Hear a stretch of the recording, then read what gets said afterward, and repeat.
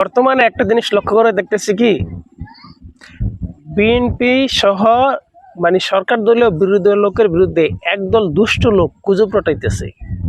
সর্বপ্রথমে বলি, যুব দলের কেন্দ্রীয় যুগ্ম সাধারণ সম্পাদক রবিউল ইসলাম নয়ন ভাইকে নিয়ে একটা গুজব রটাইতেছে। উনি নাকি সিএনজি চালকদের কাছ থেকে চাঁদা নিতেছে। মূলত তথ্যটা এভাবে না, বিষয়টা হলে এভাবে, ওনার তো গাড়ি ঘোড়া নাই, উনি সিএনজিতে চড়ে, বাসে চড়ে, বিভিন্ন গাড়িতে চড়ে। তো সিএনজি চালকের কাছ থেকে ভাড়া নিছে, খুচরা টাকা নেওয়ার সময় বাংতি টাকা, উনি ওই টাকাটা নিছে একদল দুষ্ট লোক। ওই বিষয়টাকে ভিডিও করে, ফুল ভিডিওটা না দিয়ে একটু ভিডিও দিয়ে বলতেছে কি, রবিউল ইসলাম নয়ন ভাই নাকি বাসের কাছ থেকে সিএনজি চালকদের কাছ থেকে চাঁদা নিতেছে। তো রবিউল ইসলাম নয়ন ভাইয়ের মতো এত বড় হেভিওয়েট নেতা, উনি একজন সিএনজি চালকের কাছ থেকে 100 টাকা, 200 টাকা, 500 টাকা চাঁদা নিবে?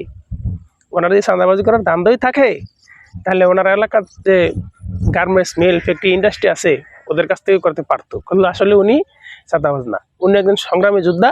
ওনার বিরুদ্ধে গুজব রটায় লাভ নাই। কিছুদিন আগে ছাত্রলীগের একটা পেজ থেকে একটা জিনিস দেখলাম যে 14 বছরের একটা ছেলে, এই পিকচারটা দেখেন, হাই 14 থেকে 15 বছর বয়স, এই ছেলেটা নাকি ছাত্রলীগের সদস্য।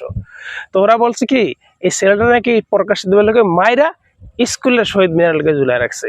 দেখেন, আমার প্রশ্নটা হইল, এই স্কুলের শহীদ মিনারের সাথে এই ছেলেটা ঝুলাই রাখে এই 13 থেকে 14 থেকে 15 বছরের ছেলেটা।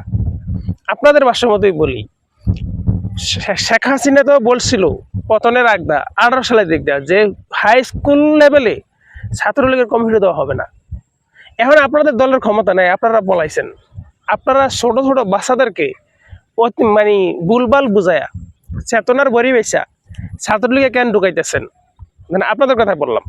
এখন ধরুন যে কোনো কারণ বসে সেটা মারা গেছে, শহীদ মিনারকে জুলে রাখছেন, বিএনপির নাম দিচ্ছেন অথবা জামাতের নাম দিচ্ছেন, এটা তো আপনাদের নোংরা রাজনীতির বহিঃপ্রকাশ। দেখেন, আপনারা আমূল করেন, আপনাদের চরিত্র পরিবর্তন হয় নাই। ছোট ছোট বাচ্চাদের রাজনীতি কেন ঢুকাইবেন? এটা গেল কথা। লাস্ট একটা কথা বলি, শুনেন, গুজব রটায়া অপপ্রচার কইরা আবার আশা করি আওয়ামী লীগের চরিত্র পরিবর্তন না হইলে এই দেশের রাজনীতিতে আওয়ামী লীগ দাঁড়াইতে পারবো না। কারণ আওয়ামী লীগের যেসব নেতারা স্বপ্ন দেখতেছে, বিশাল স্বপ্ন, যে আবার ক্ষমতায় আসবো, আবার অনেক কিছু করবো, আবার পিলখানা হত্যাকাণ্ড ঘটাইবো, আবার হেফাজত হত্যাকাণ্ড করবো, আবার 1400-1500 মানুষের হত্যা করবো, তার হেলিকপ্টারটা আবার পলায় যাইবো। আসলে ওই স্বপ্ন আওয়ামী লীগের জীবনে পূর্ণ হবে না। কারণ কি জানেন, আওয়ামী লীগের রাজনীতি নিয়ে আমি বিশাল একটা গবেষণা করছি। এই গবেষণা হইলে আওয়ামী লীগের নেতৃত্ব যখন শেখ পরিবারের হাতে থেকে চলে যাইব, ওই দিন আশা করি আওয়ামী লীগ ওই যে বঙ্গবন্ধু শেখ মুজিবুর রহমানের যে ঐতিহাসিক ভাষণ জয় বাংলা, আশা করি আওয়ামী লীগ জয় বাংলা হইব। তা আপনাদের জন্য শুভকামনা।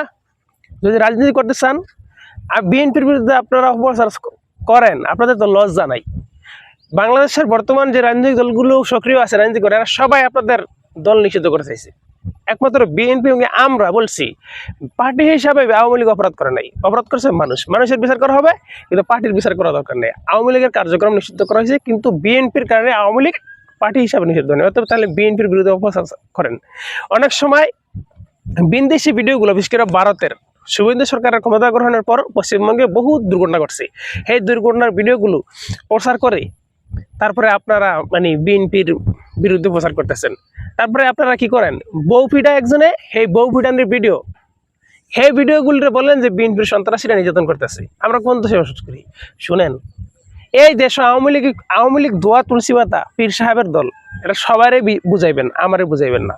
কারণ আওয়ামী লীগের সন্ত্রাসীরা আমার জীবনে যা কেড়ে নিছে, এইটার জন্য আমি আওয়ামী লীগকে কোনোদিন ক্ষমা করবো না। আমি কিয়ামত পর্যন্ত দুনিয়া যতদিন বাঁচবো অতদিন আওয়ামী লীগের বিরোধিতা করবো। তো আওয়ামী লীগ যারা করেন, আপনাদের তো রাজনীতির পথ খোলা আছে। আওয়ামী লীগ বাদ অন্য দলে প্রবেশ করেন, রাজনীতি করতে পারবেন, অন্য দলে যোগ দেন, রাজনীতি করতে পারবেন। আপনারা আওয়ামী লীগই করেন, সমস্যা নাই। আওয়ামী লীগ সংস্কার করে আপনাদের যে নোংরা চরিত্র, এগুলো বাদ দিয়ে নতুন একটা চরিত্র নিয়ে বাংলাদেশকে বহন করে, ইন্ডিয়াকে চিরশত্রু মনে করে রাজনীতি ফিরে আসার আপনাদেরকে অবশ্যই ওয়েলকাম জানাবো। শুভকামনা।